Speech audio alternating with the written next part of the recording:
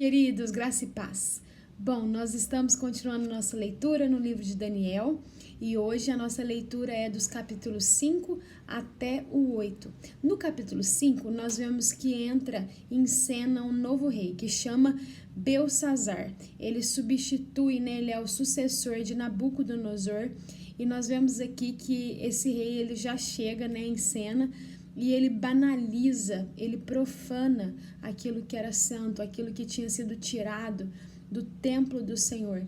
E ele pega alguns utensílios do templo e ele usa numa grande festa, usando esses utensílios com bebidas e com mulheres, com as concubinas da época. E nós vemos aqui, queridos, que então uma mão aparece aí nesse capítulo e começa a escrever algo na parede que assusta todo mundo, assusta o rei e ninguém consegue entender o que está escrito. A rainha, conhecendo a história de Daniel, pede ao rei então que traga Daniel para decifrar esse enigma.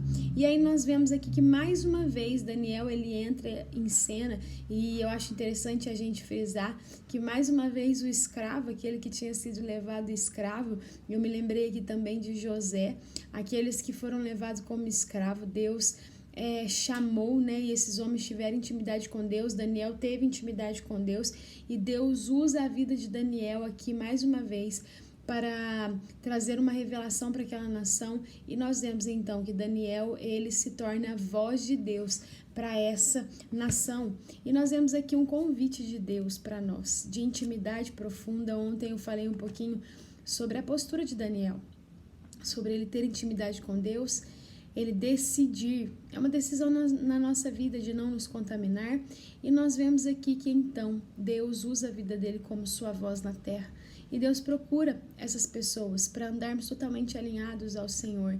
E eu quero te convidar a dizer, eu disse ao Senhor aqui nesta manhã, Senhor, eis-me aqui, eu quero ser voz do Senhor para essa nação, usa as nossas vidas e que nós possamos ser muito temor diante do Senhor e que a gente possa se comprometer a cada dia mais e mais em agradar ao nosso Deus e não agradar a sociedade, não agradar aquilo que o mundo exige de nós, mas sim aquilo que o Senhor tem proposto para o nosso coração, em nome de Jesus.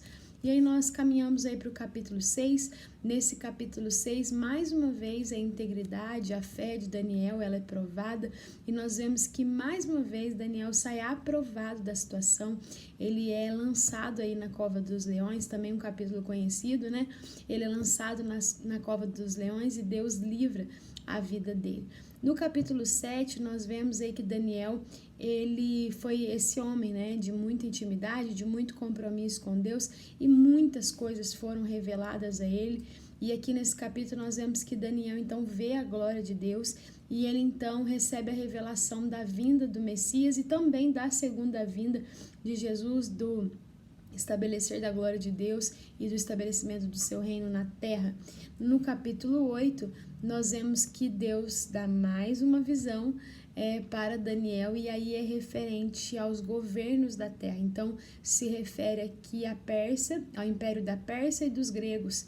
E aí nós vemos aqui uma explicação dessa visão, e então Deus revela a Daniel como aquelas nações eram vistas, e ali então Deus levanta Daniel como um grande intercessor, um homem de posicionamento. Queridos, esse homem é um grande exemplo para nós, alguém que realmente nós devemos olhar como espelho e realmente decidir na nossa caminhada o que nós queremos em Deus. Daniel, ele não barganha aquilo que Deus deu em momento algum. Nós vemos que o tempo todo ele se posiciona no Senhor para honrar a Deus, e Deus sempre está usando a vida dele. Que eu e você possamos ser essas pessoas, usadas por ele, termos autoridade dos céus, não a autoridade que os homens nos dá, mas a autoridade do céu, para vencer aquilo que o Senhor está colocando diante de nós. Amém, queridos? Que Deus te abençoe, que a sua semana seja muito abençoada e logo em breve nós nos vemos novamente. Deus abençoe.